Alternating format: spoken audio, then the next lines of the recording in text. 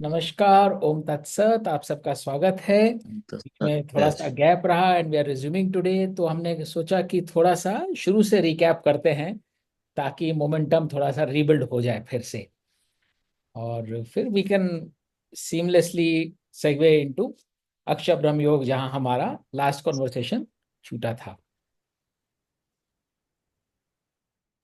तो अगर गीता की बात करें तो Gita is basically a repository, a tool for discovering ourselves। जितना हम अपने अंदर झांकेंगे, अपने आत्म को, अपने सेल्फ को पॉलिश करेंगे, उतना हमारा जीवन सरल और सुखी होता चला जाएगा। और जैसे हम अपने सेल्फ को, अपने आत्म को पॉलिश करते रहेंगे, हमारा जीवन को, संसार को, जो कुछ भी हम अनुभव करते हैं, किसी भी एक्सपीरियंस को, वो देखने का हमारा पर्सपेक्टिव चेंज हो जाएगा। हमारी सेंसेशंस बदल जाएंगी। जो चीज हमें किसी समय दुख प्रोवाइड करती हैं या हमको उद्वेगना देती हैं, हमको एंग्विश देती हैं, वो सारी चीजें अब कम एंग्विश देंगी, कम दुख देंगी। कोई चीज जो हमें बांधने लगती है, आइदर वेज एक्सेस ऑफ सुख भी जो है वो भी ठीक नहीं है, तो वो भी हमारी आसक्ति जो है, अटैचमेंट्स कम हो जाते हैं। और उस तरह से हमारी थॉट्स ही बदलने लगती है और हमारा रेस्पॉन्स और रिएक्शन बदलने लगता है, और अकॉर्डिंगली हमारे कर्म बदल जाते हैं। तो ये एक साइकिल है। जैसे हमारा कर्म बदलता है, वैसे हमारा जो आत्म है और निखरता है, वो आत्म और इम्प्रूव होता चला जाता है। तो जैसे हमने शुरू में बात करी थी कि ज्ञान, कर्म और भक्ति, इन तीनों के योग से ब्रह्म की अवस्था को प्राप्त किया जा सकता है। और यही गीता के तीन छटक भी हैं: कर्म योग, भक्ति योग और ज्ञान योग। सो करेंटली हम भक्ति योग में बात कर रहे हैं।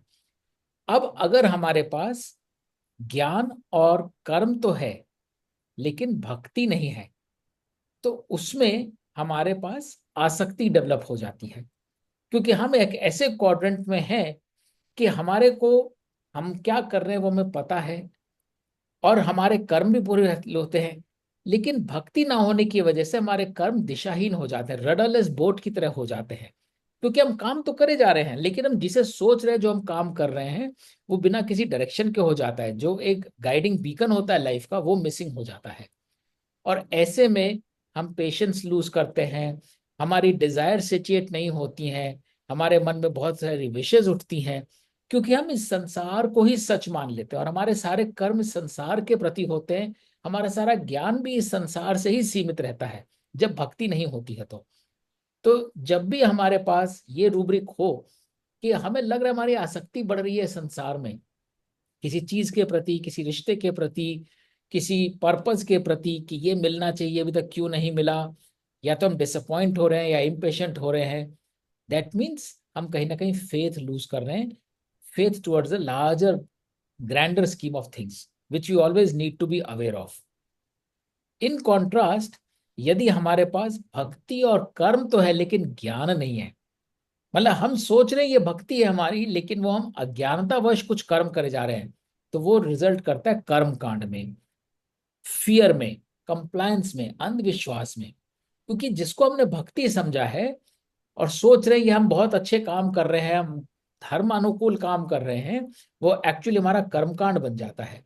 क्योंकि वो ज्ञान के अनुरूप नहीं होता है। और असल में ज्ञान क्या है, जब हम ज्ञान योग में जाएंगे तो पता चलेगा।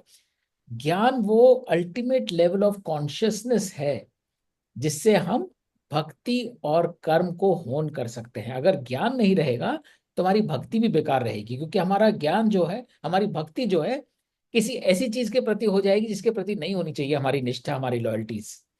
तो ये ज्ञान योग जो काम करता है, ज्ञान के साथ जब हम योग स्थापित करते हैं, मतलब हम अवेयर होके, कॉन्शियस होके अकाउंटेबिलिटी स्वयं लेते हैं। ज्ञान योग ये काम कराता है कि we are accountable for what we are going to be and what we have been.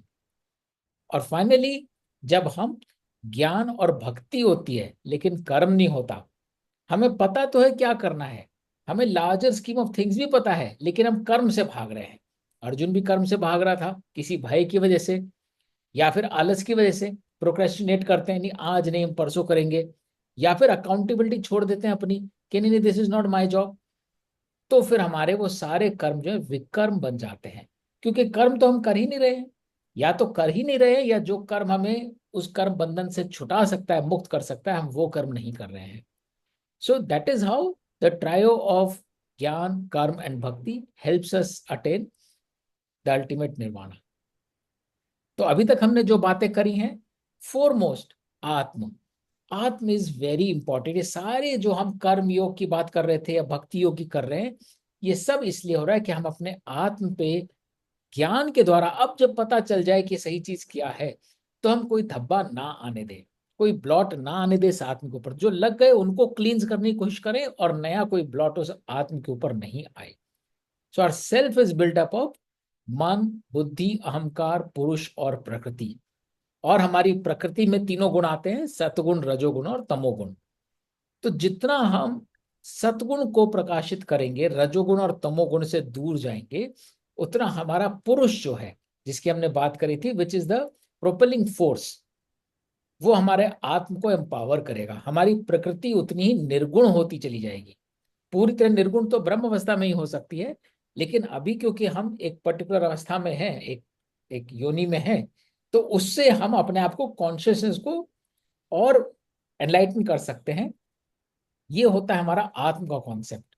The more we are aware of what our atma is, how to protect it, how to take care of it, the easier it becomes our second nature. The more we move away from our Atma, then we are surrounded by what is the physicality of this world. And then our Atma gets drowned and influenced by the physicality, and therefore the consciousness level drops. कर्म, विकर्म और अकर्म की हमने बात करी थी. सो कर्म इज, हमारी जितनी क्रियाएं हैं, हम अब तरह तरह के कर्म करते ही हैं, उठते हैं, बैठते हैं, खाते हैं, पीते हैं, कुछ कुछ काम करते हैं. लेकिन ज्यादातर उन कर्मों में हमारा कहीं ना कहीं कोई इंसेंटिव रहता है, कोई कहीं ना कहीं कंप्लायंस रहती है, कहीं ना कहीं एक डिजायर उसके अंदर इनबिल्ट होती है, जिसकी वजह से वो कर्म होते हैं. एक गोल है, उस गोल से हमें कोई रिजल्ट मिलेगा तो हम वो काम कर रहे हैं. कहीं कुछ रिजल्ट नहीं चाहिए तो उसका विपरीत कर्म कर रहे हैं. कहीं पे कंप्लायंस है, कहीं पे डर है, कहीं पे थोड़ा सा शायद लालच भी है. तो ये सब हमारे कर्म है, जिसमें कहीं ना कहीं एक डिजायर का एक इन्फ्लुएंस है. और जब वो डिजायर हमको इंडल्ज कर लेती है, कंज्यूम कर लेती है, तो वह विकर्म बन जाता है, क्योंकि that karma is always directed towards our own pleasure, our own sake. We have a vested interest in it. So vikarma is when we put ourselves into the center and do things that are directed at our well-being purposefully, for pleasure, for control. And eight extreme times, अगर उसमें तमोगुण ज्यादा हो जाए, they can be violence in it, they can be manipulation in it. वो सारे विकर्म होते हैं जो बिल्कुल ही ऑब्वियसली हमें पता ही है हमारे आत्म के ऊपर असॉल्ट कर रहे होते हैं, तो वो तो विकर्म होते हैं. लेकिन जो अगर हमारे आत्म पे असॉल्ट नहीं भी कर रहे, लेकिन उसमें कहीं ना कहीं there is a web of desire, that is akarma, that is karma. And finally akarma is all the work, all the acts and deeds that we do, जिसमें हमारा अपने लिए कुछ भी नहीं है, बिल्कुल selfless. We don't feel anything about us. We do it because we believe in it. We cannot be otherwise. We are doing a selfless service. So the more we do all our कर्म like a कर्म, जिसको हम बोलते हैं, कई बार हमने कुछ किया है, कोई कहता है अरे थैंक यू आपने बड़ा काम कर दिया, आप बोलिए तो कुछ भी नहीं है, इट जस्ट हैपेंड, मैं कुछ भी नहीं हूं. The more each and every of our deed falls into that category, that basket, that liberates us. So the objective has to be do as much अकर्म. और अकर्म करते हुए we'll always be in a state of bliss, क्योंकि हम attach ही नहीं हो रहे रिजल्ट से, हम अटैच ही नहीं हो रहे किसके लिए काम हो रहा है. हम सिर्फ वो काम इसलिए कर रहे हैं क्योंकि हम वो काम कर सकते हैं, और वो हमारी सेकेंड नेचर बन जाती है. देन वी टॉक अबाउट आसक्ति. And this desire is a very interesting phenomenon, because the moment we get some awareness, जैसे ही हमें इस दुनिया का कुछ भी पता चलता है, पानी क्या है, आसमान क्या है, अग्नि क्या है, खाना पीना क्या है, रिलेशनशिप्स क्या है, हम फटाक से उन सब से अपने आप को जोड़ लेते हैं. तो जो हमारा आत्म है, जो हमारा गोल्डन कोर है, जो इटर्नल पावर से फ्यूल हो सकता है, उसके ऊपर बहुत सारे इंसुलेशंस डाल लेते हैं, web of desires. And then comes our ego. No, this desire is, we justify that desire because there's an ego on top of it. And then If you are unable to get past our ego, it creates more and more of prarabdha, unresolved karma. So we had some conversation. What is unresolved karma? When an opportunity came to us, we were given an opportunity to cut the web of desires, to bring down our ego, but we did not. That results in unresolved karma, because life will give us, Brahma will give us more and more opportunity to cut through that web. The more we ignore it, the more prarabdha gets created. To a point we become completely ignorant, it gets normalized. अब जैसे हम आज जीवन जीते हैं, हम उसको normal समझते हैं, बट ये नॉर्मल नहीं है. अपने आप के लिए इतना कंजम्पशन नॉर्मल नहीं है, वो नॉर्मलाइज हो गया है. क्योंकि वो नॉर्मलाइज हो गया है, तो हम बहुत सारे प्रारब्ध अपने लिए क्रिएट कर रहे हैं. So the moment we start getting that awareness कि नहीं, ये अकर्म नहीं है, ये कर्म है या विकर्म है, ये सत्य नहीं है. जैसे हमने शुरू में एक श्लोक पढ़ा था, ना असतो विद्यते भावे ना अभावो विद्यते सत, कि जो असत्य है, जो इल्यूजन है, उसकी कोई फाउंडेशन नहीं है. और जो सत्य है, जो ट्रुथ है, वो इटर्नली ट्रू है, उसको आप कहीं से हटा नहीं सकते हो, वो अपनी जगह रहता ही है. So we need to be aware of the web of desires, which is the foundation of our ego. On top of it develops the unresolved karma. And if you normalize it, we start living in ignorance and we pass on the ignorance to the next generation, because next generation learns from our behavior. And if we are behaving as if we are ignorant, they start being ignorant from day one. And then we talked about sthir pragyata, equanimity. Equanimity means maintaining our balance in any situation. हमारी health ऊपर है, नीचे है, पैसा आ रहा है, जा रहा है, हमारी रेपुटेशन बढ़ रही है, घट रही है, we don't need to be affected by it, because we don't have to say this is my reputation, this is my wealth, this is my health. We have to say we are passing through a situation in which the health is plus or minus, the wealth is plus or minus, the reputation is plus or minus. It is our own creation, and if therefore there's a situation that we have developed, we have to gracefully accept it, do our karma, and pass through the situation without getting attached to it. That is equanimity. अगर हम उसमें फंस जाते हैं, attach हो जाते हैं, अगर वो बहुत अच्छी सिचुएशन है और हम उससे अटैच हो जाते हैं, तो हम विश करेंगे वो सिचुएशन कभी ना जाए. हम अगर वेल्थी हैं तो वेल्थ हमारे पास बनी रहे, हम अगर फेमस हैं तो नाम हमारा बना रहे. और इसलिए अगर कभी भी वेल्थ चली जाती है, कोई चोरी हो गई, कहीं कोई लीगल ऑर्डर आ गया, कहीं पे कहीं देना पड़ गया, तो फट से हमें डिसअपॉइंटमेंट हो जाता है, because we think it is our wealth which has gone away from us. और इसीलिए यदि हमारे पास कोई डेथ होती है इनमें से किसी भी चीज की, हमारी हेल्थ गड़बड़ा जाती है, हमारा कहीं नाम किसी गलत चीज में जुड़ जाता है, उसे भी हम बहुत सीरियसली लेते हैं. So either ways attaching ourselves to happy moments or not so happy moments is a cause of sorrow. And the moment we attach ourselves to sorrow, we start vibrating with that frequency of sorrow. And more sorrow comes our way, because that is the frequency we have attached ourselves to, which again is the prarabdha. So equanimity helps us maintain a balance through the events in life. And we should remember the 12 kinds of yajna. 12 ways to relinquish desires. We don't go into deep right now, but in Adhyaya 4, we have seen what are the 12 kind of yajnas. How can we give up different facets which are nothing but manifestations of desires? हमारी Dzire अपने के लिए, हमारी Dzire अपनी इंद्रियों के लिए, हमारी डिजायर ज्ञान को ना प्राप्त करने के लिए, प्राणों को रखने के लिए, ये सारे जो हमारे 12 प्रकार के यज्ञ है, this is nothing but 12 different options. इनमें से कोई सा भी एक हम करेंगे, they are interconnected, it will help us to let go of our desires. And then we talked about atmasanyam. Atmasanyam is basically surrendering ourselves to the needs of the Atma rather than surrendering ourselves to the need of this body.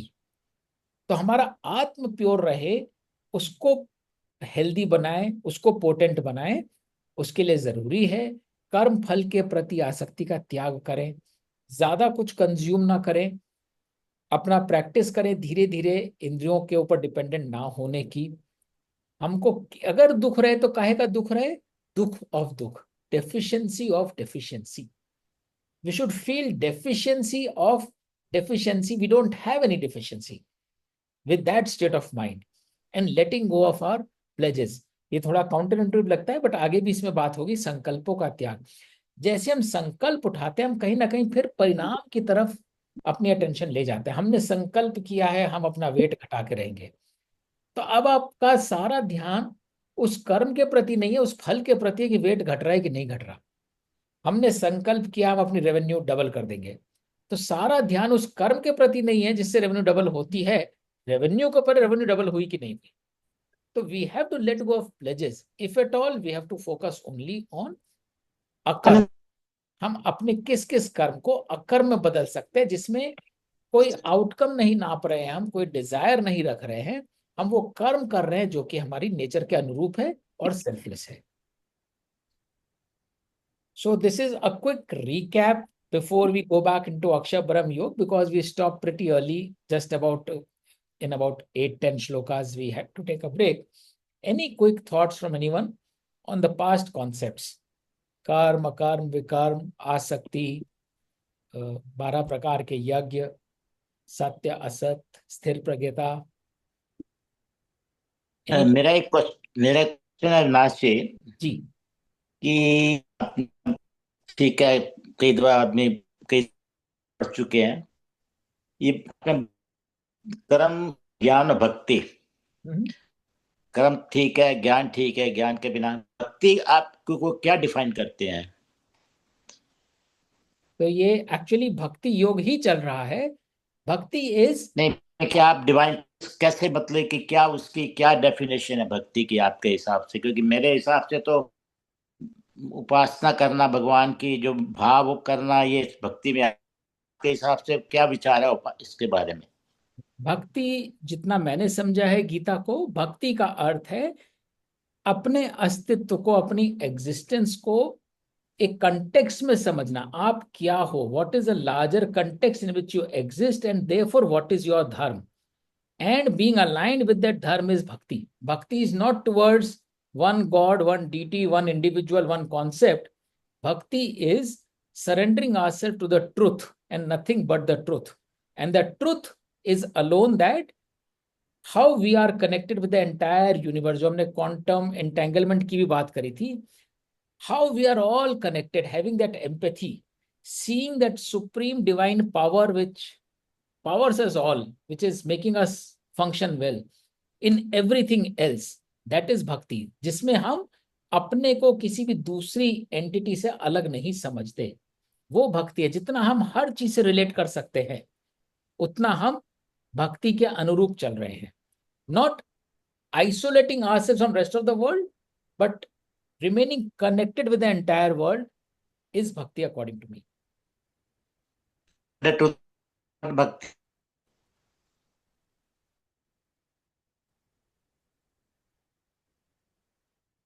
Sorry, आपको I say surrender to the God. Everything surrender to the God is not called bhakti. देखिए, depend करता है आप God किसको समझ रहे हैं। अगर आप गॉड किसी एक पावर को समझ रहे हैं जिसके 4-8 हाथ हैं, एक तरह से ड्रेस करता है, एक तरह काम करता है, that is a very flawed definition of God.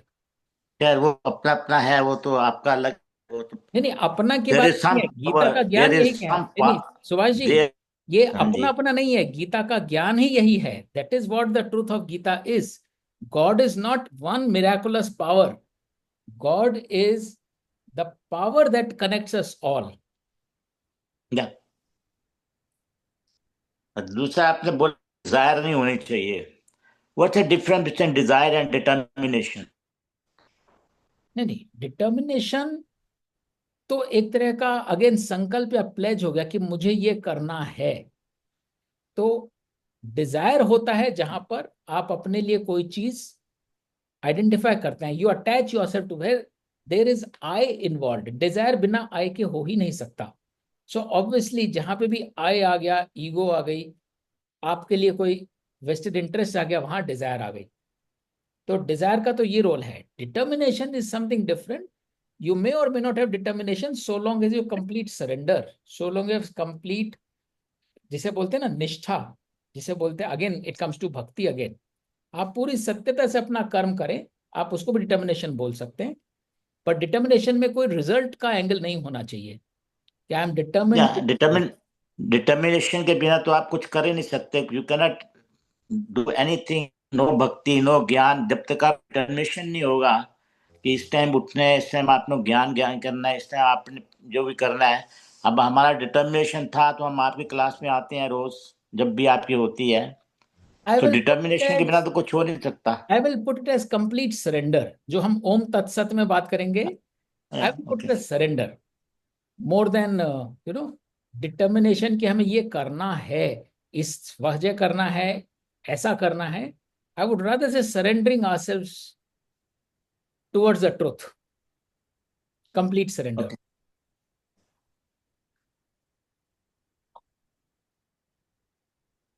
I think somebody else was also speaking. Sorry, थोड़ा आवाज कट रही थी तो। अविनाश जी नमस्कार। नमस्कार राज। धन्यवाद बहुत बहुत। मेरा सवाल नहीं है, पर थॉट है कि ये बहुत सारे डायमेंशंस हैं इन इस कॉन्सेप्ट्स जो भी आपने समरी दी। There are lots of terms, lots of concepts, lots of inter inter relationship between different aspects of life. And of course life is very long, और उसमें अलग अलग सिचुएशंस आ जिनमें ये कॉन्सेप्ट कहीं अप्लाई होगा, कोई कहीं होगा। जैसे जैसे स्कूल में पढ़ते थे कि भाई इस चीज की समरी तो बहुत अच्छी, कि भाई किसी लेम को अगर समझाना हो, मैं आपको ले समझता हूँ कि अगर 15 सेकंड में गीता का निचोड़ किसी को बताना हो कि वो नहीं नहीं नहीं है, अ, तो उसको कैसे समझाया जा सकता है? It is not possible, and if it is not possible that is okay, because this is a deep field and life is not so so simple. तो ये सब कुछ समझने की जरूरत पड़ेगी। वो थॉट पुट ऐसा तरीका नहीं है, तो जो है आपको ट्रैवल करने के बाद ये से आएगा।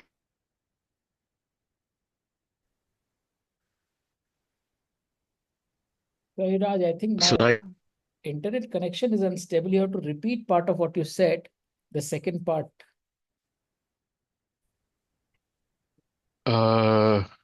एक सेकंड रुकिए, मैं अपना माइक्रोफोन। अब सुनाई दे रहा है आपको? हाँ, मैं कैन यू? नेटवर्क भी चेंज करता हूँ, एक सेकंड दीजिए। हाँ, बोलिए। मुझे ये थॉट आ रहा था कि कोई आसान सा एक मंत्र है, या सिंपल सा कोई जैसे जैसे हमारे शास्त्र हैं, ग्रंथ हैं, पुराण है, वेद है, उपनिषद है, और धीरे और फिर गीता जो है, it is itself a summary of lot of things. और जैसे कई कई बार कहा जाता है कि भाई गायत्री अगर आप समझ लें और उसका जाप करें तो धीरे धीरे आपके अंदर प्योरिटी आने लगती है, और आपकी लाइफ ठीक डायरेक्शन में चलने के लिए आपको एक प्रेरणा मिलती रहती है। तो आपने जो समराइज किया, बहुत सारे कॉन्सेप्ट्स थे, तो is it at all possible कि इसको सिंप्लीफाई करा जाए कि किसी लेमैन को मेरे जैसे अगर अगर एक 10 सेकंड या 15 सेकंड का एक मंत्र देना है जो वो रिपीट कर सके, कि इसको आप फॉलो करें तो आप इस रास्ते पे धीरे धीरे आपका आपकी जर्नी सफल हो जाएगी, मतलब आप सही जगह पे पहुंच जाएंगे? या फिर कि ये सारे कॉन्सेप्ट समझने के बाद अच्छे से और उनको इम्प्लीमेंट करने के बाद ही ये प्रोसेस जो है कंप्लीट होगा, and that may take a few life times? So देखिए, दोनों बात सही है आपकी। अल्टीमेटली तो इट्स अ जर्नी। तो जर्नी में जी। एक मंत्र आपको बता दिया जाएगा, वो भी जर्नी का पार्ट ही होगा। उस मंत्र के बाद भी आप बहुत सारे और मंत्र या एक्सपीरियंसेस गैदर करेंगे। एक मंत्र शायद आपका पर्सपेक्टिव चेंज कर देगा, जिससे कि आपके बाकी एक्सपीरियंसेस भी चेंज हो जाएंगे। एंड देयरफॉर इर्रेस्पेक्टिव ऑफ कि आपको एक नगेट बता दिया जाए, वो जर्नी तो आपको जर्नी होकर ही समझ में आएगी। और वो आपका जो इवोल्यूशन होगा, जिसको हम अल्टीमेटली मोक्ष बोलते हैं, निर्वाण बोलते हैं, वो उन तमाम जर्नीज के बाद ही होगा। लेकिन राइट। जहां तक ठीक। अवेयरनेस की बात है, ये ये अक्षर ब्रह्म योग का जो तीसरा श्लोक है, अक्षरम ब्रह्म परमम स्वभाव अध्यात्म उच्यते भूत भाव उद्भव करो विसर्ग कर्म संचिते। ये मैं पहले भी इस बात को कह चुका हूं, ये मेरा सबसे प्रिय श्लोक है। और अगर पूरी गीता का सार किसी श्लोक में मेरे को नजर आता है, तो वो इस श्लोक में नजर आता है। और इसका सिंपल मीनिंग इतना है, ब्रह्म बुलाते अक्षर को, अध्यात्म जीव का भाव, प्रकट हुआ जो त्याग के द्वारा, संचित कर्म स्वभाव। तो हमने कई बार बोला ना, ये ब्रह्म क्या है? It is nothing but a manifestation of all our thoughts. तो पहली चीज हमें ये समझनी है कि ये जो ब्रह्म है, ये अक्षर है। मतलब ये जो यूनिवर्स है, कॉस्मोस है, ये एग्जिस्टेंस है, ये कभी खत्म नहीं होता। तो पहला नगेट तो ये निकल कर आता है। और जो हमने दूसरे अध्याय में भी बोला, कृष्ण ने बोला कि मैं तू या ये लोग नहीं थे, ना था ऐसा काल, और आगे भी कल ना होंगे, व्यर्थ है ये सवाल। So first quarter of this shloka addresses we are all eternally present. So there is never. अक्षर का क्या मतलब हुआ यहाँ पे? अक्षर का मतलब जिसका क्षर ना हो, जो डिस्ट्रॉय ना हो सके। ओके। अक्षरम जी। ब्रह्म परमम, तो ये ब्रह्म जो है, ये परम अक्षर है। इसका कभी एंड नहीं जी। होने वाला है। हम सब ठीक है। इसके पार्ट हैं, तो इसलिए हमारा भी कभी एंड नहीं होने वाला है। पहला नगेट तो ये हुआ, पहला 25%। जी। ये है स्वभावोध्यात्म उच्यते। जो स्वभाव है हर जीव का, उसको ही अध्यात्म बोला जाता है। स्वभाव क्या होता है? स्व का भाव, आत्म का भाव। तो हमारे अंदर जो एक एक इमोशन हो रहा है ना, वही जो है इस सृष्टि का निर्माण कर रहा है। जो हमने पहले भी डिस्कस किया था, इसी अध्याय में आगे भी आता है कि हमारे विचारों से ही ये सृष्टि निर्मित है। तो ये जैसे हम देखते हैं ना, अपने आसपास तमस बढ़ रहा है। कैसे बढ़ रहा है? हमारे सबके आत्म में तमस घुलता जा रहा है, तो कलेक्टिवली हमको विश्व में भी तमस दिख रहा है। चारों तरफ लड़ाइयाँ हो रही हैं, रिश्ते जो हैं दूसरी तरफ एक नादिर में चले जाते हैं, या बहुत सारी चीजों का अभाव होता है। बहुत सारी, चाहे आप उसे ग्लोबल वार्मिंग बोले, नेचुरल कैलामिटीज बोले, तो ये सब कहाँ से हो रहा है? ये सब हमारे अंदर जो हमारा भाव है, एक एक इमोशन जो है, कलेक्टिवली वो अगर कॉन्शियसनेस लेवल नीचे गिरता जाएगा, तो ब्रह्म का स्वरूप भी वैसे ही नीचे गिरता जाएगा। और अगर वो एलिवेट होगा, तो ब्रह्म का स्वरूप भी एलिवेट होगा। तो ये सेकेंड पार्ट है। तो पहली चीज we have to understand, we are eternally present, so there is never a time we will not exist. But howsoever we exist through this, each and every of our emotion counts towards what is the manifestation of the larger cosmos around us. भूत भाव उद्भव करो। हर एक भूत का भाव का जो उद्भव करता है, मतलब एवरी जीव, एवरी बीइंग, उसका एवरी इमोशन जो उसकी नेचर को प्रकट करता है, विसर्ग कर्म संचिते, जिसमें उसका अपना कुछ भी नहीं है। त्याग, विसर्ग इज त्याग। तो जब मैं त्याग के द्वारा अपनी प्रकृति को प्रकट करता हूं, वो मेरा संचित कर्म बन जाता है। मतलब वो कर्म मुझे फल से नहीं बांधता। एंड वही संचित कर्म जिसमें त्याग है और प्रकृति का प्रकट है, मतलब मैं अपना स्वधर्म का पालन कर रहा हूं, अपनी कॉन्शियसनेस को over a period of time elevate कर रहा हूं, वही पावर करता है। जो हम गॉड की बात कर रहे हैं ना, वही सुप्रीम पावर है, वही इस विश्व को चला रही है। ऐसे बोलते हैं ना कि कुछ नेकी लोग हैं जो इस दुनिया को चला रहे हैं। तो it is the same concept कि जो त्याग के द्वारा हम अपनी प्रकृति को प्रकट करते हैं, जिसमें हमारा कुछ भी नहीं है सेल्फ, वो पावरिंग फोर्स होता है पूरे यूनिवर्स को बाइंड करने के लिए और उसको एक डायरेक्शन देने के लिए जहां उसे जाना है। तो यदि गीता का सार आपको किसी को समझाना है, ये एक श्लोक आपको 2 और 3 मैसेजेस देता है। हम इटर्नल हैं, हमारी एक एक थॉट और इमोशन मैटर करता है। और जब उस इमोशन में हम त्याग के द्वारा अपनी प्रकृति को प्रकट करते हैं, इसका मतलब हम नेचुरली वो करते हैं जो हम हैं, अकर्म के द्वारा, हमारा कोई वेस्टेड इंटरेस्ट नहीं है, वो संचित कर्म बना देता है। वो हमको पावर करता है towards the next level of consciousness. That is my take, but this each to his own. Many people have read Gita, Some could relate to some other shlok of Gita, and therefore that's the beauty of Gita, that depending upon our ability to consume and interpret, different shloks mean different thing at different points in time, and different shloks appeal to different people. मैं इसके beautiful. ऊपर एक 2 line का जवाब देना चाहता हूँ, जैसे इन्होंने पूछा राज जी ने, जी कि गीता का आप सिर्फ एक ही श्लोक ले लें, वो श्लोक मेरे को याद नहीं है, कि बस निष्काम कर्म करें, बस निष्काम कर्म। किसी को आपको बताना है कुछ भी 15 सेकंड में, तो उसको यही बोल दो कि निष्काम कर्म कर। निष्काम कर्म मीन्स जो भी कर्म कर without any expectation anything from anyone, चाहे तो is human being, whether it's a god or anybody, whatever you receive it, किसी से एक्सपेक्टेशन नहीं करो, निष्काम कर्म। Thank you Subhash ji. तो अविनाश जी, 15 सेकंड का जवाब है इसके बीच में। जैसा सुभाष जी ने बोला, मेरी भी अभी तक की जो थोड़ी बहुत अंडरस्टैंडिंग रही है वो उसी श्लोक की रही है। कर्मण्येवाधिकारस्ते मा फलेषु कदाचन मा कर्मफल हेतुर्भुर्मा ते संगोस्त्वे कर्मणि। तो मैंने उसको ना, जिस जिस तरह से आपने एक्सप्लेन करा, मैंने उसको अभी तक मैं नहीं कनेक्ट कर पाया कि कि यूनिवर्स और अक्षर, वो जो पहली लाइन है इस श्लोक की, मैं उससे अभी तक वहां नहीं पहुंचा हूं। जैसे आपने कहा सबकी अपनी अपनी जर्नी है, तो I think that gives me a broader perspective. और उससे जो है, आई थिंक अगर हम आगे जाके, अगर आपको उचित लगे तो ये डिस्कस करें कि कैसे, जैसे सुभाष जी को भी मुझे ऐसा लगा कि ये कि निष्काम भाव से आप कर्म करो, ही सेड सिमिलर थिंग, जो कि मेरा भी ऐसा ही व्यू पॉइंट है। और आपका भी जो जो आपने श्लोक बताया, वो उसका जो लाइन नंबर 2 है उसका भी वही है। और ज्यादातर लोग जो है अ, उससे ज्यादा अ, उस पार्ट को ज्यादा अंडरस्टैंड करते हैं। फिल्मों के गाने भी है, कर्म किए जा फल की इच्छा मत करे इंसान, जैसे कर्म करेगा वैसे फल देगा भगवान। तो अगर आप थोड़ा हेल्प करें जहाँ पे आपको सही लगे इस डिस्कोर्स में, कि उसको कनेक्ट कैसे किया जाए पहली लाइन से, और उसका and why is that truth, क्योंकि हम यहाँ पे सत्य की बात कर रहे हैं।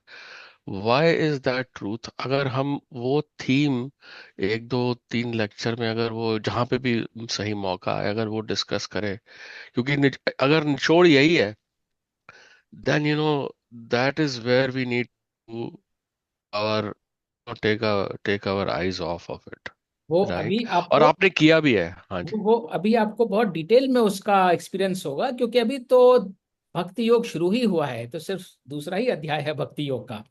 अभी जब हम क्षेत्र क्षेत्रज्ञ में पहुंचेंगे, विभूति योग में पहुंचेंगे, विश्व रूप में पहुंचेंगे, तो जो ये है कॉन्सेप्ट कि आप लार्जर कॉस्मोस का पार्ट कैसे हैं, आप कैसे कनेक्टेड हैं, वो इतना डिटेल में ड्रिल होगा कि you will start hopefully starting relating to it naturally. अरे वाह, थैंक यू। ऐसा अगर कहीं इसको आप, जैसे आज आपने एक्सप्लेन करा, अगर आप इसको इस श्लोक को हिंदी हिंदी में या अंग्रेजी में अगर थोड़ा एक दो पैराग्राफ में कहीं एक्सप्लेन करके लिख पाए, तो वो वो बहुत हेल्पफुल होगा। उसको हम बार बार पढ़ के थोड़ा इंटरनलाइज करने की कोशिश कर सकते हैं फिर। बिल्कुल बिल्कुल कर सकता हूँ, जैसे क्योंकि बाकी जैसा आपने किया ना एक्सप्लेन, वैसा म- मैं तो नहीं कर पाऊंगा। नहीं नहीं कोई, और देखिए वही बात है कि वो अनुभूति होने की बात है, एक्सपीरियंस होने की बात है। जब आपको वो एक्सपीरियंस होगा, आप खुद अपने आप उसको एक्सप्लेन कर पाएंगे आपका एक्सपीरियंस क्या था। It's all about experience and consciousness level. और जैसे बाकी नगेट्स का एक राइटअप बनाया है, ये तो बहुत प्रोमिनेंट श्लोक है, इसका राइटअप बना के जरूर शेयर किया जा सकता है for everybody's benefit. Thank you so much. और कोई सवाल नहीं है जी फिलहाल। Sure. Anybody else would like to share any thought, any question before we resume with Akshar Brahma योग? वही क्वेश्चन है मेरा अभी भी, मतलब कि ब्रह्म बुलाते अक्षर को, अक्षर नहीं नाश, जो जिसका कभी नाश नहीं होता वो ब्रह्म ही है। ब्रह्म आप कहते हैं कि ये लाइफ में जो करते हैं हम, उसका मेरा ब्रह्म है कि जो भगवान है, मैं उसको ब्रह्म ब्रह्म कह लो, पार ब्रह्म कह लो, भगवान कह लो, ईश्वर कह लो। तो मेरा ये जहां तक मेरी समझ में है कि वो यही है कि ब्रह्म बुलाते अक्षर को। अक्षर मीन्स कि जिसका कोई नाशवान नहीं, कभी नाशवान नहीं हो सकता, आदि अनंत से चलता आ रहा है वो। तो बिल्कुल सही एनीवे, कह रहे हैं, पर वो सेकंड लाइन भी उतनी आवश्यक है। सेकंड लाइन के बगैर आप भ्रम को कोई भी डिफिनेशन दे सकते हैं, कोई भी चीज जो नॉन डिस्ट्रक्टिबल है, जैसे आप परमात्मा बोल रहे हैं, परम ब्रह्म बोल रहे हैं, लेकिन सेकंड लाइन ये पॉइंट करता है कि वो चीज है क्या, स्वभाव अध्यात्म उच्यते। तो हमारा जो अध्यात्म है, जो हमारा स्वभाव है कलेक्टिव, वही इस ब्रह्म की डेफिनेशन है। तो ब्रह्म कोई अलग चीज नहीं है हमसे, जिसको हम कह रहे हैं वो ब्रह्म है, वो इटर्नल है, बट मैं तो आज हूं कल नहीं हूं। मैं भी उसी ब्रह्म का पार्ट हूं, मैं भी उतना इटर्नल हूं। और उस ब्रह्म में जो जो मैं सोच रहा हूं, या आगे जाके वही बात आएगी क्वांटम एंटेंगलमेंट की, जो जो मैं सोच रहा हूं, मैं यहाँ अच्छी बातें सोच रहा हूँ, वो कहीं ना कहीं पूरे ब्रह्म को इन्फ्लुएंस कर रही हैं। इसलिए हमें नहीं स्वभाव, जहां तक आपने स्वभाव की बात की है, तो गीता में बहुत क्लियर लिखा हुआ है कि हर जीव को अपने स्वभाव के हिसाब से कर्म करना चाहिए, तभी ये संसार चलता है। ये भी गीता में लिखा हुआ है। यही तो यही ये बात हो यहाँ रही पे है। कवर हो जाता है कि कर्म, आप कर्म करते जाओ, जो आपके स्वभाव है अपने आप को कर्म करवाएंगे आपके हाथ से। लेकिन जैसे जैसे स्वभाव आपको को, ज्ञान आता जाएगा, जैसे जैसे हाँ, आपको ज्ञान आता जाएगा, निष्काम कर्म की तरफ आप बढ़ते जाओगे। हाँ, लेकिन सुभाष जी, वो स्वभाव चेंज करने का बटन भी हमारे पास है, वी कांट। ज्ञान, मैं कहता हूँ ज्ञान। हाँ, so we have to be consciously ज्ञान के अवेयर कि हमारा पहला तो स्वभाव भी कैसा है। निष्काम कर्म कैसे कर सकते हो, वो ज्ञान के द्वारा ही पता चलेगा आपको। बिल्कुल बिल्कुल। जैसे जैसे आप गीता पे पढ़ते जाओगे, ज्ञान आता जाएगा आपको निष्काम कर्म की तरफ, आप और अट्रैक्ट होते जाएंगे। दुनिया में क्या है, ब्रह्म अक्षर जो अनादिकाल से चल रहा है, अक्षर जिसका नाशवान हो ही नहीं सकता। बिल्कुल सही कह रहे हैं। So will just continue forward. हमने यहाँ तक हाँ, anybody else is saying something?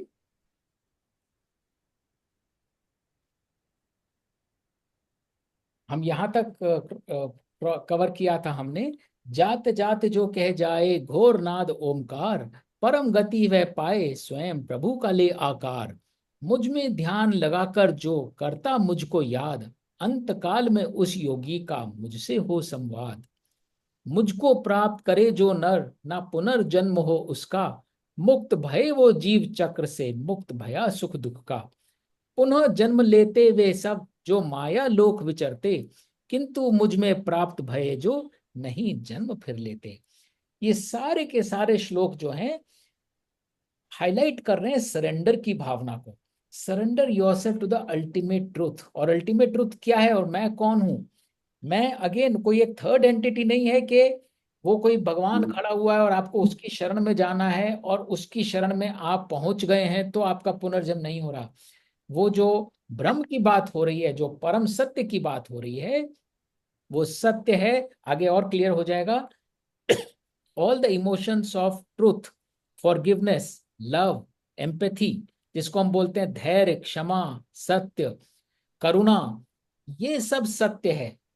हम जैसे ही अपने आसपास के इस जाल से निकल के उनकी शरण में जाते हैं, सत्य की शरण में जाते हैं, कई बार बोलते हैं ना, द ट्रूथ इज बिटर, सत्य कड़वा होता है, इसीलिए हम वो बिटर पिल नहीं लेते, हम इजी वे आउट ले लेते हैं।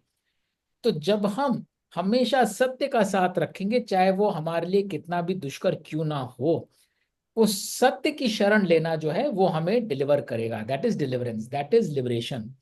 जब हम क्षमा की शरण लेंगे, मन में विचार आता है इसने मेरा बुरा किया, मैं इसको क्षमा कैसे कर दूं, लेकिन जो हमारी लिबरेशन है, जो हमारी मुक्ति है, वो क्षमा में है।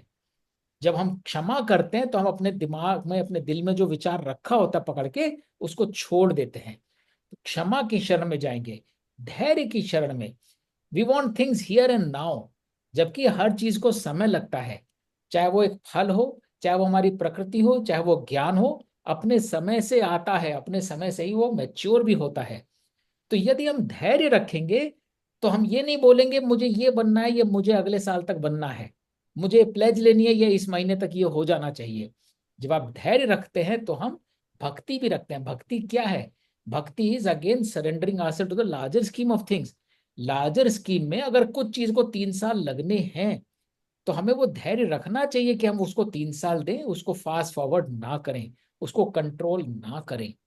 तो जब हम इन सब गुणों की शरण लेते हैं, सत्य की शरण लेते हैं, क्षमा की शरण, धैर्य की शरण, ये आगे विभूति योग में और पढ़ेंगे कि ईश्वर क्या बोलते हैं, मैं क्या हूं, उससे क्लियर होता है कि ईश्वर क्या है। और इसलिए ईश्वर वो नहीं है जो धर्म पुराण में एक पिक्चर पेंट कर दी गई है, किसी के लिए वो जीसस बन जाता है, किसी के लिए वो कृष्ण बन जाता है, किसी के लिए नानक, किसी के लिए मोहम्मद बन जाता है। क्योंकि ईश्वर तो आकार के अंदर आ ही नहीं सकता, ईश्वर तो हर गुण के परे है। इसलिए यह जानना बहुत जरूरी है भक्ति योग के थ्रू कि हमारी भक्ति भी किसकी तरफ होनी चाहिए। अगर हम भक्ति किसी कैरेक्टर के थ्रू कर रहे हैं, वो भक्ति ना होने से तो बेटर है, लेकिन वो सत्य की राह फिर भी नहीं है। सत्य जो है, eternal truth lies beyond that आकार। और इसीलिए जो जो ईश्वर की शरण नहीं लेता, इस सत्य की शरण नहीं लेता, उसे पुनर्जन्म तो लेना ही पड़ेगा, क्योंकि उसने किसी ना किसी चीज में अपने को बाइंड कर रखा है। तो जिस एनर्जी से बाइंड कर रखा है वो एनर्जी उसे छोड़ेगी नहीं। तो जब तक हम ईश्वर की शरण में नहीं जाते हैं, उस सत्य की, उस त्याग की, उस क्षमा की, उस धैर्य की, यही तो सारे गुण हैं उस ब्रह्म के। जब में हमारा स्वभाव सारा निर्मल हो जाता है, जब तक हम पूरा सरेंडर, पूरा त्याग नहीं कर देते किसी भी डिजायर का, किसी भी अटैचमेंट का, तब तक हम, वो एनर्जी हमको वापस उस सिचुएशन में लाती रहेगी। और इसको सिंपल भाषा में ऐसे ही बोला है कि पुनः जन्म लेते वे सब जो माया लोक विचरते। अगर आपने अपनी एनर्जी यहाँ की फिजिकलिटी से बांध रखी है, तो आप बार बार यहाँ आओगे, एनर्जी आपको पुल करेगी ही पुरेगी। किंतु मुझ में प्राप्त भय जो नहीं जन्म फिर लेते। ऐसे सोचिए ना, कई बार क्या होता है लाइफ में, कोई इवेंट होता है, may be not so happy event, आप उस इवेंट से बंध गए, आप उसे बार बार याद कर रहे हो, अरे ये हो गया, अरे ऐसा हुआ था। मान लो कोई चोरी हुई, चोर यहां से आया था, ये भी ले गया, अरे उसने तो ऐसा भी कर दिया। तो जितनी बार आप उससे बंधे हुए हो, उतनी बार you are reliving that moment, उतनी बार your energy is going down, mentally you are going back into that space so many times. और इसके विपरीत, यदि चोरी हुई थी और आप दोबारा उसके सोचते भी नहीं, अरे ठीक है वो आया था, चोर करके ले गया, मेरा क्या है, हमेशा से था नहीं, आज उसके पास है, अगर लॉ एंड ऑर्डर काम कर रहा वो चीज मिल जाएगी, नहीं भी मिली तो जब तक मेरे पास थी मेरे पास थी। And you never think about it again. अब आप लिबरेट हो गए, you are not going back to the same space. तो जो आप एनर्जेटिकली फील करते हो, फिजिकली भी वही होता है। तो इसी प्रकार से जितना आप अपने आप को उन इवेंट से लिबरेट करते हो, आप अपने आप को उन सिचुएशन से भी लिबरेट करते हो। So you don't come back to those situations, including your being in those situations. Avinash आपकी जी, आपकी एक सॉरी। सवाल है। यस राज। अविनाश जी, पीछे जाएंगे। हाँ जी। तो आपने अभी जो बोला, यार मेरे को थोड़ा झटका सा लगा, in the sense, and I will tell you the reason, कि इन श्लोकों में जो जो कुछ शब्द हैं, जैसे स्वयं प्रभु का लेकर आकार, प्रभु, मुझ में ध्यान, मुझ में, मैं मुझ पे फोकस कर रहा हूँ, फिर तीसरे श्लोक में भी मुझको प्राप्त करे, और फिर लास्ट में भी मुझ में, इन चारों में मुझ में जो है एक सेल्फ का जो मैसेज ऐसा लग रहा है। तो हमें जो जो हम लोगों की नॉर्मल ह्यूमन बीइंग की थिंकिंग होती है, वो ये होती है, मुझ में मतलब a person which has an image. तो हम एक इमेज बना लेते हैं मुझ में, जैसे मेरी एक इमेज है, आपकी एक इमेज है, आप हो, मैं हूं, तो जैसे मुझ में हुआ तो इसका मतलब उसकी भी कोई आकार है, निराकार नहीं है, इमेज है। ऐसे ही तो हमने अलग अलग भगवान बना लिए, संतोषी माँ बना ली, श्री रामचंद्र बना लिए, श्री कृष्ण की इमेज बना ली, और फिर जैसे सुभाष जी ने बोला, हम अपने आप को उसको समर्पित करने लगते हैं, राइट। लेकिन आपने जिस तरह से एक्सप्लेन किया, मुझे ऐसा लगा कि we have to change the way we look at Prabhu, मुझ में, मुझको, मुझ में, जो इन चारों श्लोकों में है। तो वो मुझ में इज नॉट एन आकार और एन इमेज और अ मूर्त. It is what we call satya या ब्रह्म, या फिर and that comprises all those qualities like धैर्य, like त्याग. It seems that dhairya, tyag, they are the qualities of satya. But then, whether a quality is positive or negative, a quality is part of satya. Because you cannot exclude something from satya. So, are you suggesting that that that we need to go beyond the way that we are used to thinking about ब्रह्म या प्रभु या God जो इन चारों श्लोकों में है, that when we come across these words, then our focus should not be on some image with akar. It should be beyond it, and that beyond is what we need to expose ourselves more to, so that it becomes part of our normal way to perceive it. क्योंकि अभी तो हमारा normal way जो है वो भगवान की मूर्ति है. मेरे पीछे ये श्री कृष्ण की, श्री श्री रामचंद्र जी, सीता जी की, उन सब की मूर्तियां पड़ी हैं, और उनसे हम अपने आप को वैसे रिलेट करते हैं कि जिस तरह से इन्होंने, जिन क्वालिटीज के साथ इन्होंने अपनी जिंदगी जी, ये हमें भी प्रेरित करें कि हम धर्म के रास्ते पर चलते रहे. But I think that has its limitations. Although it is a good way, but it has its own limitation. It doesn't help us transcend beyond the larger truth. बिल्कुल Am I सही, correct? बिल्कुल Am सही I कह रहे हैं। correct? और यही मैंने अभी बोला 5 मिनट पहले। और थोड़ा सा धैर्य रखिए, जब हम विभूति योग में जाएंगे तो जिसको आप अभी तक मुझ में, मैं, क्योंकि ये रेफरेंसेस आगे और आते हैं, एंड भक्ति योग इज फुल ऑफ दैट। तो इसीलिए वो लेंस बदलना बहुत आवश्यक है। गीता को पढ़ने समझने के बाद और जरूरी हो जाता है कि हम वो लेंस बदले, तभी हमने उसके ज्ञान को अंतर्धार किया है। नहीं तो हम बिलीव कुछ करते रहेंगे और पढ़ते कुछ रहेंगे। विभूति योग में बहुत क्लियर हो जाएगा मैं कौन हूं। तो just hold your thought over there. जो गीता का ज्ञान कहता है वो ईश्वर खुद कह रहा है मैं ईश्वर हूं, बट ये समझो कि ईश्वर क्या है। और ईश्वर वो एक चीज नहीं है जिसको आप सोच के बैठ सकते हो। यहाँ वो इसलिए नहीं बोला क्योंकि गीता एज्यूम नहीं करी कि आपने कृष्ण को मान रखा है। तो गीता खुद पहली बार बोल रहा है कि ईश्वर क्या है। लेकिन ओवर द इयर्स गीता का ज्ञान भी कितने लोगों ने पढ़ा है। तो what is more popular, and क्योंकि साकार इज द इजियर मेथड, क्योंकि एक आपको एक आकार मिल जाता है। तो as we all have discussed earlier also, sakar bhakti is better than no भक्ति। कम से कम आपको कुछ तो डायरेक्शन मिला हुआ है। But the ultimate gyan is lies in even transcending that sakar, because the truth is that किसी के लिए कोई सी चीज आकार हो सकता है। किसी का इष्ट राम हो सकता है, किसी का कृष्ण, किसी का शिव, किसी का विष्णु।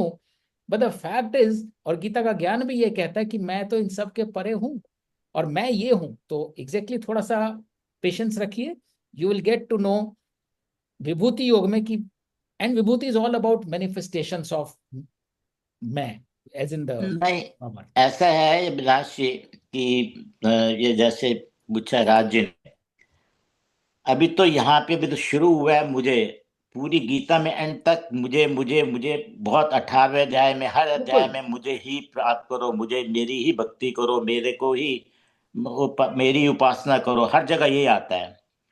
लेकिन आपके, मैं जो मेरा जो अपना थॉट है कि भगवान कृष्ण ने जब गीता सुनाई है, ये अर्जुन को ज्ञान दिया है, तो भगवान कृष्ण कहते हैं कि मैं पार पार ब्रह्म रूप का अवतार हूं।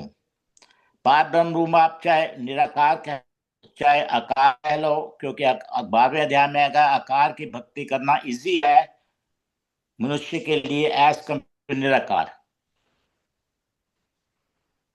तो आपको यहाँ पे भगवान कृष्ण को क्या मानते हैं आप? मतलब कि जब उन्होंने इतना ज्ञान दिया है, तो ज्ञान तो ये एक ऑर्डिनरी आदमी को तो आ नहीं सकता।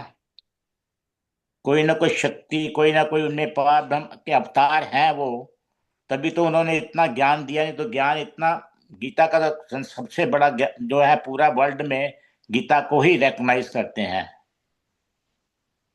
तो तो आपको कृष्ण कृष्ण भगवान से क्या मतलब, इसमें उन्होंने इतना ज्ञान दिया है अर्जुन को, तो क्या मानते हैं आप उनको? तो एक ज्ञानी मानते हैं सिर्फ? जो मेरी समझ है हाँ।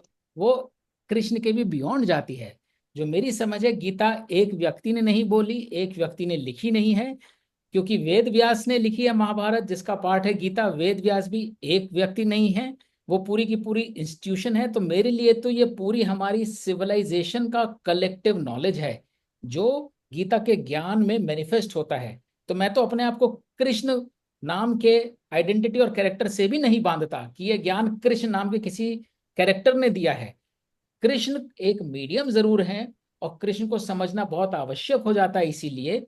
और जब हम भक्ति योग में डीपर उतरते हैं तो ये और क्लियर हो जाता है कि हमारी भक्ति एक कैरेक्टर, एक गॉड के प्रति ना होकर इस पूरे ट्रुथ के प्रति हो, तो हम उसको वाकई जी पाएंगे। नहीं तो हम फिर उसी लिमिटेशन में बन जाएंगे जिससे गीता हमें दूर जाने को कह रही है। बट शास्त्र तो यही कहते हैं ना कि भगवान कृष्ण जो हुए हैं वो एज ए ह्यूमन बीइंग हुए हैं। शास्त्र तो यही कहते हैं। या तो तो शास्त्र गलत सुभाष है जी, कि भाई? देखिए सुभाष जी, मैंने बाकी शास्त्र नहीं पढ़े और गीता को मैं वेदांत मानता हूं। मेरी सारी निष्ठा गीता के ज्ञान के प्रति है, गीता के कैरेक्टर्स के प्रति नहीं है। तो यदि मैं अपने आप को ज्ञान के लिए समर्पित कर देता हूं, मुझे किसी और चीज की शरण में जाने की जरूरत नहीं है, जो कि गीता खुद भी कह रही है। जो ट्रू। लास्ट अध्याय में बोलते हैं, सर्व धर्मन परित्यज्यते, कि या सब सब धर्मों की धर्मों को शरण छोड़ के छोड़ मेरी के धर्म में आ मेरी जा, शरण में आ। तो हमको मेरी शरण में आ। पेट से बचना है, हमको वो टेम्पटेशन से बचना है कि हम कृष्ण की शरण में जा रहे हैं, नहीं तो हम उस ज्ञान की अवहेलना कर रहे हैं। सही है। ठीक है अविनाश जी, चलिए आगे बढ़ते हैं। इसके आगे बोलते हैं, 1000 युग है भ्रम का, एक दिवा और रात, परम योग और तत्व को समझें जो जाने यह बात। ये बहुत ही, अगेन, बहुत ही प्रोफाउंड श्लोक है। अगर हम फिजिकल फॉर्म में लेंगे, शायद कभी साइंस डिस्कवर भी कर पाए। जैसे हम स्पेस में ऊपर जाते हैं, तो एक दिन जब स्पेस में घूमते हैं तो वहां पृथ्वी पे नीचे कम से कम 30-40 दिन निकल जाते हैं। 1 day in outer space at a particular orbit is equal to 30-40 days. तो ये एक तरह की आध्यात्मिक गहराई भी है, किसी लेवल की इनसाइट से लिखा गया है कि जब हम ब्रह्म को अटेन कर लेते हैं, हमारी कॉन्शियसनेस लेवल इतनी दूर चली जाती है, फिजिकलिटी से बहुत दूर, कि शायद हमें वहां पृथ्वी का एक डॉट भी नजर नहीं आए। तो वहां पे अगर एक दिन हम लगाएंगे, तो वो 1000 युग के बराबर होगा, एक दिन और एक रात। ये है फिजिकल मेथड। और जो इसका मेटाफोरिकल है, कि तुम अपनी अस्तित्व को समझो। अगर मैं इस ब्रह्म को इतना सुप्रीम पावर बनाऊं कि उसके 1000 युग एक दिन के बराबर हों, और ब्रह्म दिवा आरंभ भय तो सृष्टि होती उत्पन्न, ब्रह्म रात्रि छा जाए तो जग विलीन संपन्न। कि जब हम पॉजिटिव थॉट्स रखते हैं तो वो सृष्टि बननी शुरू होती है। और सोचो, 1000 युग लगते हैं उसको मैनिफेस्ट होने में, उस पॉजिटिव थॉट को। मतलब positive thoughts have so far reaching impact. And similarly, ब्रह्म रात्रि छा जाए तो जग विलीन संपन्न। यदि हम नेगेटिव थॉट्स हार्बर करते हैं, वो ऐसा नहीं है आज मैंने हेट्रेड रखी और कल निकाल दी तो वो उसका असर खत्म हो गया। मेरी नेगेटिव थॉट भी 1000 युग तक उसका इम्पैक्ट रहता है। तो बात यहाँ समझने की ये है कि हमारे अंदर जो इमोशंस होते हैं, वही अक्षर ब्रह्म स्वरूप जिसे बोल रहे हैं। एक एक इमोशन इन्फ्लुएंस करता है। और हमारी बिसात क्या है इस पूरी सृष्टि के आगे, ये इस श्लोक से जाहिर होती है कि हमारी 1000 युग के बराबर equal to 1 day of consciousness है। मतलब अगर हम पूरी तरह से अपनी थॉट्स को जागृत करके चलें, तो it will just manifest just 1 day of creation of the universe, जितना ये बड़ा यूनिवर्स है। इसलिए और आवश्यक हो जाता है, यदि हम चाहते हैं कि दिन और रात पॉजिटिविटी रहे, तो ओनस इज ऑन अस कि हम दिन और रात हर समय पॉजिटिव इमोशंस को हार्बर करें। अगर हम नेगेटिव इमोशंस लेके बैठते हैं कहीं भी, उसका असर जाता है as long as millions of years. चक्र निरंतर प्रकृति का पार्थ चलता जाए, ब्रह्म दिवा से प्रगटे जग, रात प्रलय अपनाए। ये चक्र जो है ना, ये अनएंडिंग है। तो जितना हम अपने मन में पॉजिटिविटी लाएंगे, एनर्जाइज करेंगे, उतना क्रिएशन होगा सृष्टि का। और जितना हम नेगेटिविटी लाएंगे, उतना इस सृष्टि का प्रलय होगा। जो चीज एग्जिस्ट करती हैं वो खत्म होंगी। And we see them all around us. जो हम कई बार पॉजिटिव ट्रेड्स देखते हैं, हमारे इमोशंस कैसे हुए, हम कुछ फॉरन कुछ पाने के लिए अर्ली ग्रेटिफिकेशन में कुछ चीजें छोड़ दी, हमारी नेक्स्ट जनरेशन उससे सीखती है। उसने वो इमोशन पकड़ा ही नहीं, क्योंकि हमने इमोशन पकड़ के छोड़ दिया था। दूसरी जनरेशन को वो पकड़ने को ही नहीं मिला। दूसरी जनरेशन वैसे कर्म करती है जैसे हमने कभी सोचे ही नहीं थे, लेकिन इंस्टेंट ग्रेटिफिकेशन के लिए। तो दैट्स हाउ जो अच्छे संस्कार होते हैं विलुप्त हो जाते हैं। तो प्रलय और क्या है, जैसा भाव होगा पहले वो भाव विलुप्त होगा, फिर वैसा कर्म विलुप्त होगा, फिर वैसी सृष्टि विलुप्त होगी। तो इसलिए बहुत आवश्यक है कि एक एक मोमेंट में हम पॉजिटिविटी रखें। Every positive thoughts creates a positive universe, a positive entity of a universe. और हम रेस्पॉन्सिबल हैं। ये जो प्रलय है, कोई भगवान बैठ के प्रलय नहीं ला रहा कि चलो पूरी दुनिया को ड्राउन कर देते हैं, आज बाढ़ ले आते हैं। वो बाढ़ हम ही ला रहे हैं।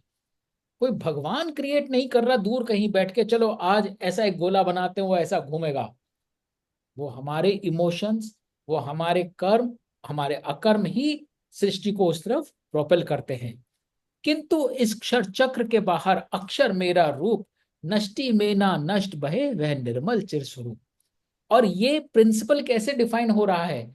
Obviously that super power can not be part of the game, it has to be beyond this. और उसी को तो हम बोल रहे हैं, जितना हम इस इमोशनल रोलर कोस्टर के परे जाएंगे, उतना हम उस पावर के करीब जाएंगे, जो कि इस गेम का पार्ट नहीं है।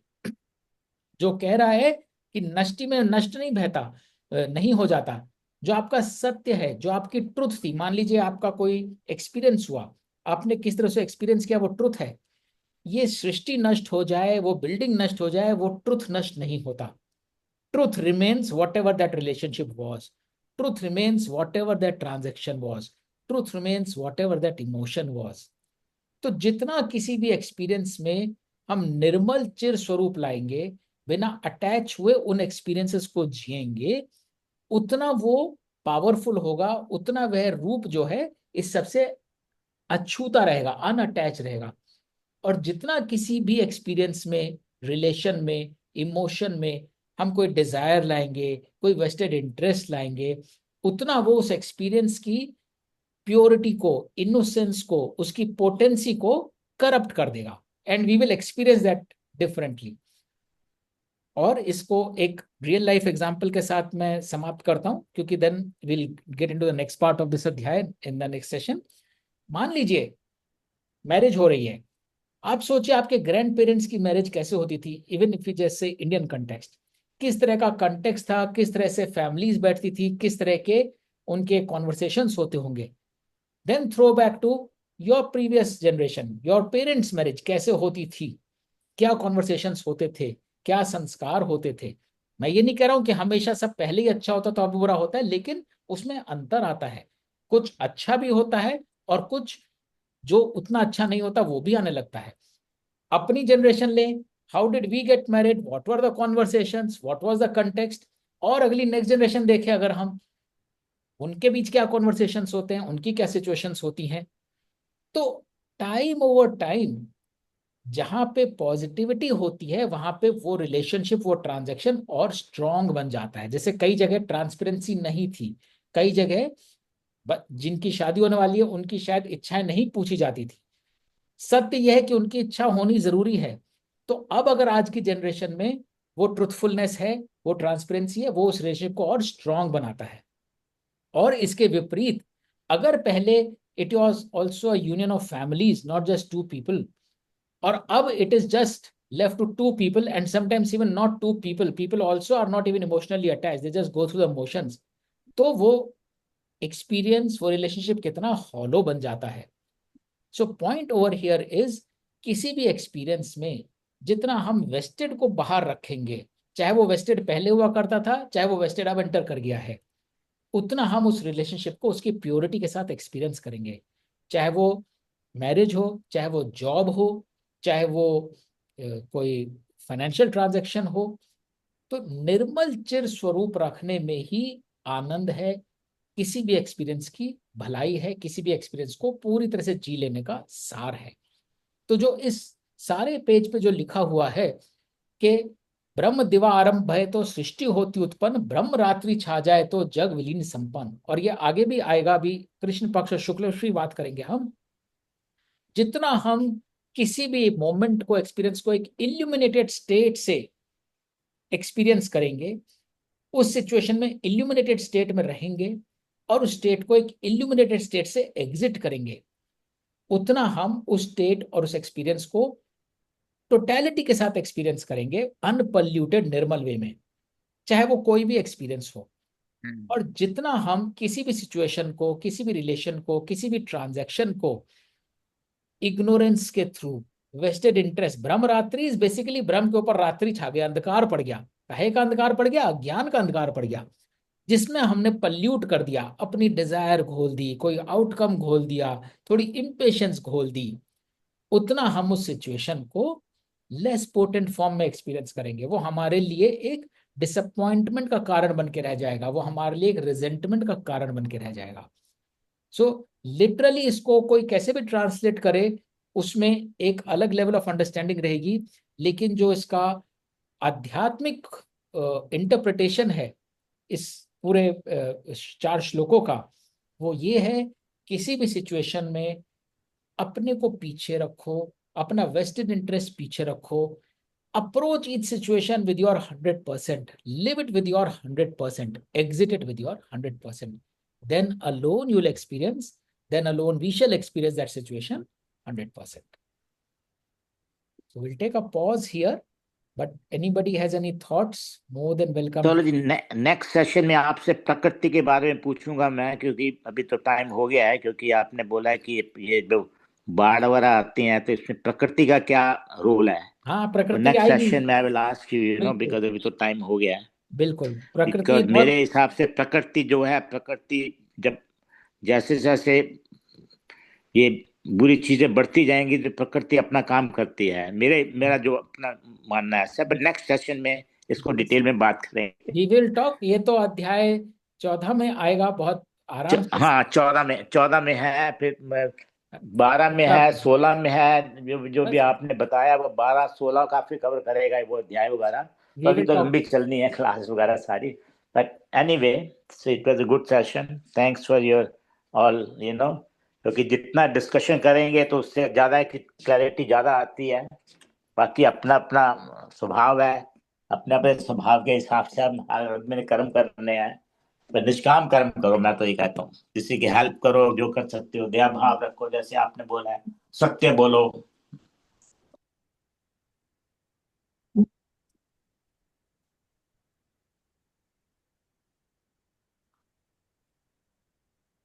Okay, I'll stay on for a few more minutes. I'll stop the recording now, but I'll stay on just in case somebody wants to share. बहुत बहुत धन्यवाद, अगले हफ्ते फिर मिलेंगे। ओम तत्सत। ओम तत्सत।